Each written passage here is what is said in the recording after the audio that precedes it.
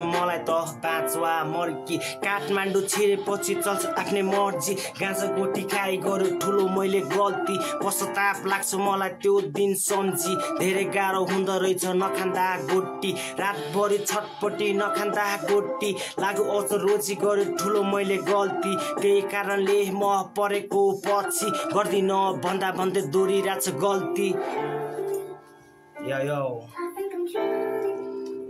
है केटा हो बुझ्नेले बुझिरह होला घरको पनि जेठो छोरा बढ्यो के भन्नु गाह्रो छ यस्तो जे पाइते खाएर हुन्न है केटा हो लाइफ राम्रो छ घरको जेठो छोरा जिम्मेवारी काँधमा बाल्यकालमा आमा पनि थिएन मेरो साथमा आफन्त नि टाढी गयो एक्लो भयो लास्टमा गन बोक्थ्यो पहिला अहिले कलम छ हातमा घरको जेठो छोरा जिम्मेवारी काँधमा